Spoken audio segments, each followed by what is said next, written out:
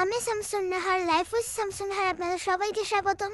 আমি আপনাদেরকে বলছিলাম স্কিন শাইন ক্রিম নিয়ে আমি একটা ভিডিও বানাবো, বাট ওইটা আমি একটা পোস্টের মাধ্যমে আসলে লিখে দিতে চাইছিলাম। বাট আমার সেই ভিডিও বানাতে হলো, আমি একটা ভিডিও ছাড়ছিলাম যে অনেকেই স্কিন শাইন ইউজ করার পর যে ফেস নষ্ট হয়ে গেছে, সেটা কেন হচ্ছে, সমাধানটা আমি এটা নিয়ে একটা ভিডিও বানাতে চেয়েছিলাম।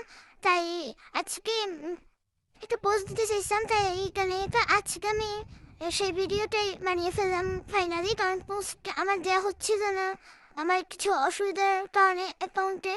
তো আমার কথা মতো অনেক ভুল থাকতে পারে, যেখানে পোস্ট সেখানে ভিডিও, এবং ভিডিও যেটা আমি পোস্ট বলতে পারি। তো তোমরা সেই আমার ভুলগুলো শুধরায় তোমরা অবশ্যই আমার ভিডিওটা শেষ পর্যন্ত দেখে এবং আমার পাশে থেকো।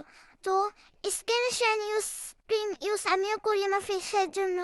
আমার ফেসে অনেক জায়গায় কালো কালো দাগ হয়ে গেছে, সেই কালো কালো দাগগুলো ক্লিয়ার করার জন্য স্কিন শাইন ক্রিম আমি ইউজ করি। যখন আমি first time skin shine cream use করছি তখন এতটা বেশি খারাপ লাগে নাই, হালকা জ্বলছিল। তো 2 দিন ইউজ করার পর তোমরা বিশ্বাস করে নাকি আমি জানি না, আমি কিন্তু পুরো ফেসেও অ্যাপ্লাই করি, যেখানে দেখা শুধু কালো দেখাচ্ছে শুধু সেইখানে অ্যাপ্লাই করছি।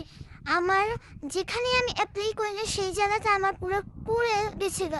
আই মিন পুরো এত বেশি লাল হয়ে গেছে, এই জায়গায় একদম এত বেশি জ্বালা পোড়া করেছে যে আমি মানে কি হয় ফেসে হালকা টাচও করতে পারিনি। তারপর এত বেশি খারাপ লাগছে। তারপর আমি কী করব সেটা ভাবতে চাচ্ছিলাম। এরপর আমি সেই জায়গাটা ভিতরে আমি ভ্যাসলিন ক্রিম দিয়ে সেই জায়গাটা শুকাইছি। এরপর আমি 2 দিন ক্রিম ইউজ করি না। তারপর 2 দিন ক্রিম ইউজ না করার দেখে আমার স্কিন আগের স্থানে চলে গেছে, মানে আমার স্কিন কোনো জ্বালা পড়ে নর্মাল স্কিন হয়ে গেছে। বাট আমার একটা জিনিস খেয়াল করলাম যে আমার স্কিনের যে আমি স্কিন শাইন ক্রিম ইউজ করার জন্য যে দাগের জন্য ইউজ করছিলাম সেটা আমার দাগ অনেক বেশি কমে গেছে। তো আমি তোমাদেরকে যেটা বলতে চাই, তোমরা অবশ্যই স্কিন শাইন ক্রিমটা ইউজ করো, তোমাদের জন্য ভালো। আর তোমরা ভুল পদ্ধতি ইউজ করো না। স্কিন শাইন তোমরা কীভাবে ইউজ করবো, তোমরা একদম মুখর যারা থেকে কম স্কিন শাইন ক্রিম নিবে, যেখানে শুধু কালো দেখাচ্ছে শুধু সেখানে ইউজ করবো। আমি কিন্তু আমার ডার্ক সার্কেলের জন্য ইউজ করি চোখে।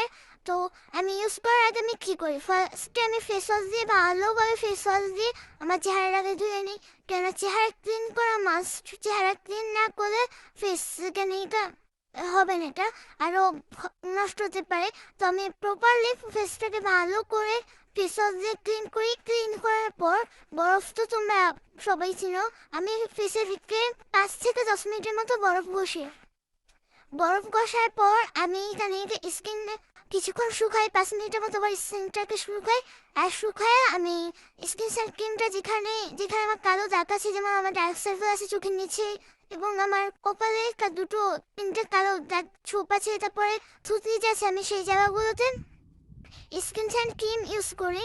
আর ক্যানিটা আমার যখন আমি যখন নিচে ইউজ করছি তখন আমার সময় জ্বালা পোড়া করছে, বাট হালকা করছে, বেশি করেনি, যে সত্যি কথা হালকা করছে।